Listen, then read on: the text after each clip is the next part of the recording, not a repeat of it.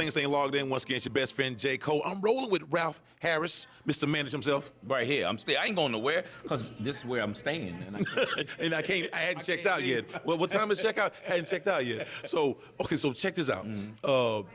With all, I mean, like you said, man, 32 years. Right. So you got a wealth of knowledge and experience in the industry.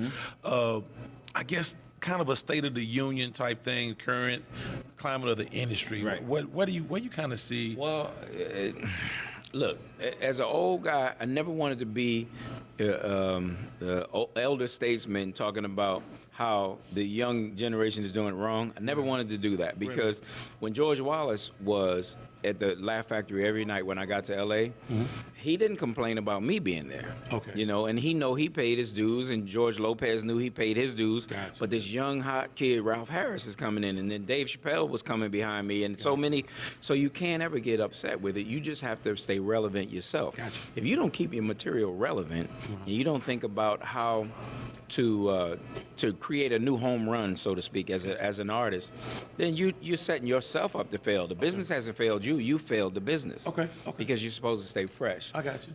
The thing that I do know, though, is there was just a bunch of comedy shows that came on, you know, from Def Jam, all of them, even at the Improv, all of them, and they changed the face of comedy so much with the audience that the audience thought it was one thing, that comedy was one thing. When I started in comedy, black audience members used to go see white comedians, and white people would go see black comedians. Exactly. Nowadays, the comedy market seems to be a bit segregated, and I'm a crossover artist. I go right down the middle. Everybody comes to see me, but even with that blessing, there are clubs now that would rather go the easy route of, well, we know he's for the black audience, so we're going to put him with that. Right. We don't know how to sell you. Okay. So, you know, then I end up having to be creative on my own. And thank God for social media. Yes. Because otherwise, a guy like me, my career would be over. Wow. Because a crossover is a hard thing to figure out how to sell nowadays. Definitely. Now, in speaking of crossover, I know that there was a time TV One. You know, you guys were doing thing with my Mama Throw It Down. No, wait. I'm gonna tell you what's funny. The first time when one of my homeboys said to me, "Hey, yo, J. Cole, have you seen my Mama Throw It Down?" I'm like, "What? They throwing the hooks? Is it like a cage fight?" They got. They're like, "No, man, they throwing down." I'm like, "Oh, they throwing down." Which was the terms that we used when Grandma get in that kitchen and throw down. So my Mama Throws Down was created by a woman whose mother had some help when she was growing up because her father passed away or left the family, but she wanted to spotlight black mamas and give them some positive light about skills that people just tend to forget.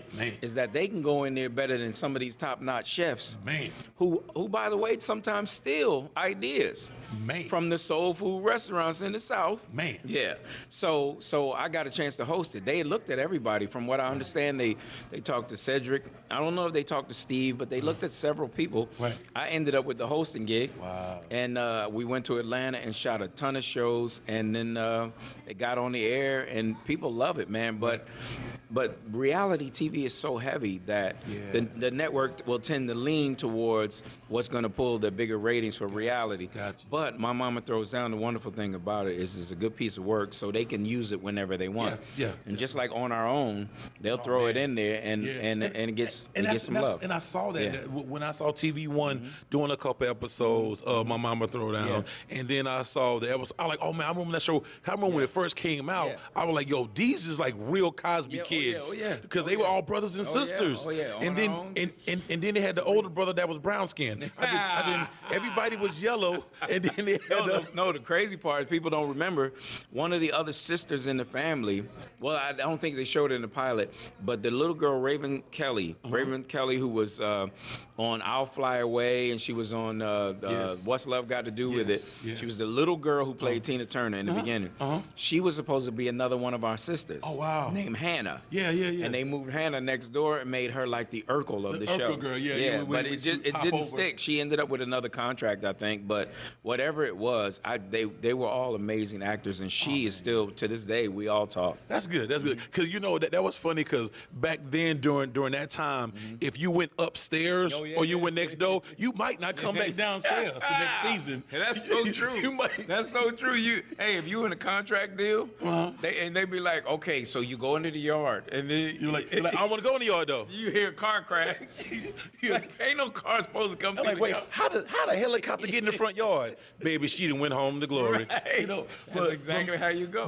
But speaking of the industry, man, 'cause like once again, I know you have a lot you can spread and shed with comedians and actors like myself. So, I guess moving forward, what is it? Because I know you talked to me once before about you got to get out your bubble, Jay. You got to do something that. Well, first of all, don't ever stop doing things that make you happy. But creatively, you got to give them something different to look at, And you're not just a comic when you become what we are, You and I realized, okay, I'm an actor, so I could control some of this, which is why I wrote a play, because I thought I was just going to write a book, but I wrote a play, a one-man play about my life, called Manish Boy, because I realized, well, stand-up feeds me, but I need something to show that I'm stronger and broader than what this stand-up is, and once I wrote Manish Boy, I got all positive reviews. My reviews were so good, it was tripping me out. Wow. And I said, man, it's really this good. And what it was is characters that I've been doing in my stand-up, but I showed the darker side of those characters. Because like the drunk uncle, the drunk uncle is the guy who is funny. Everybody got one. If you don't have one, you better get one. Everybody. But I wanted to show why he's the drunk uncle. Gotcha. So that's what I did. And the grandfather, I wanted to show why he's so sad at times and why he's so ornery. Myself as a little boy and all that. I even played my mother's girlfriend, Miss Betty, who when I was 20 years old, me and Miss Betty got to know each other. Real good. I hung around the house for a year. I broke her down. So you gonna hear me? What, Miss Betty? Listen.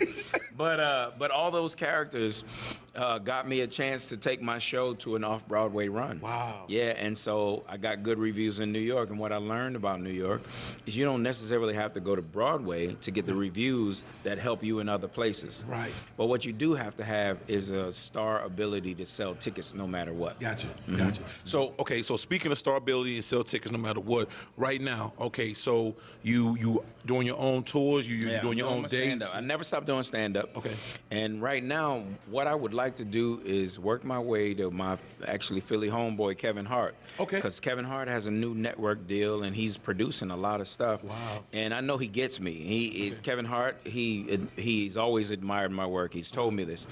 So I'd like to get to somebody who understands where I'm coming from, who has that power, and maybe go through his door and see if I can get exposure that way. Gotcha. Because I have so many ideas, and if I can contribute writing-wise, then I'll do that too. Exactly. It's like we can do so many things once we get the wheels spinning and get out of the bubble. Okay, now, speaking of wheels going, getting outside the bubble, you're in town in San Antonio right now. San Antonio. Okay, so we got you jumping off Friday night, Saturday night. Yeah, Friday night, Saturday night, which is New Year's Eve, at the Improv. Right. It's the new Improv at the River Center Mall. And it's funny because they still got the River Center sign up because it's hard to let go of your old, your roots. Old roots. Yeah, but the club is so special for me because when I got called to ask if I would audition for Last Comic Standing, my whole attitude was like, I don't want to audition. Right. But Alonzo Bowden, who's my boy, he called me and said, yo, man, just show him what you got.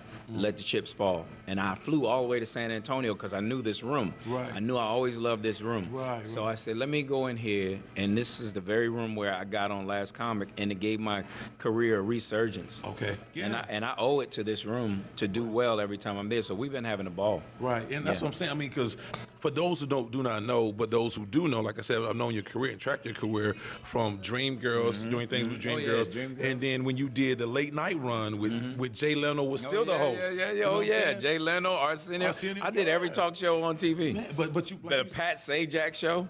I did the Rick Dees. I did all of them. I did all of them, bro. Keenan Wayans show. Remember Keenan Wayans? Oh, yeah. People forgot Keenan had a show. He had a show because he lived off of that success. From I did the Keenan Wayans late. I did Vibe with Magic Johnson. Oh, now I remember because your boy Ari Spears, I think was. No. The host was Chris Spencer. Chris Spencer, yeah, Chris. I went and did it all. Now for a minute or two, now you had a role of recurring with Living Color, didn't you? Oh yeah, I would go in and live. I started out doing warm up, and Keenan and them would always say, "I'm going to try to figure out how to get you in and try." But Jamie was hot as fish grease. They didn't need nobody else. Right. And so when Keenan walked away, there were times for me to get in because I knew all the writers. They were comedian friends of mine. Good. So Larry Wilmore, Mark Wilmore, who is Larry Wilmore's brother, he was a writer and he was a player on the show. So he brought me in to do a lot of little spots and characters.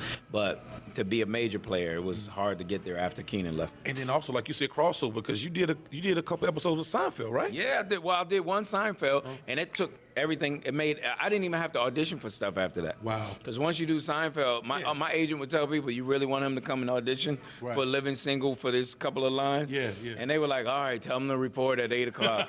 And so it was things like that, and I wound up doing a few shows, because of that. Walk on. That's great, man. And as like you said, I see right now that you kind of a resurgence of the career, the direction you're going in. So if people want to... they want to find me? Track you down. I'm on Twitter at Ralph Harris Comedy, also Facebook at Ralph Harris Comedy. I have ralphharris.com as my website so they can see my tour dates and stuff. I answer everything because I ain't got nothing to do during the day. And my mama used to do it, but then she started talking about benefits. I'm like, I can't afford you, lady, whatever. So I'm doing it myself. So when you talking to me, it's me you talking to. Yeah. So tomorrow, Saturday night, New Year's Eve, first shows, 8 and 10:15, Friday and Saturday. And what else? On Sunday, it's I think it's 8 o'clock. I'm pretty sure it's 8 o'clock show. And I'm having a great time. Man, we glad you're in the Alamo City, baby. Thank you. Hey, it's your best friend J. Cole. I got Ralph Harris in the building, baby. Ralph Harris. J. Cole, with your boy J. Cole. That's my line. But anyway, for more information, baby, stay logged on for more. Ralph Harris in the building, baby. Let go. Hey, once again, it's your best friend J. Cole. Thanks for staying logged on to BVN at 8. We had a blast with Ralph Harris. Ralph, appreciate you, boy. Showed us much love. Gave us a lot of information about the industry and what's going on. As always, for many more information and questions, holler at your boy. Hit me up on my Facebook at J. Cole or holler at me at my email, jcole@blackvideonews.com. It's your best friend J. Cole. Let go.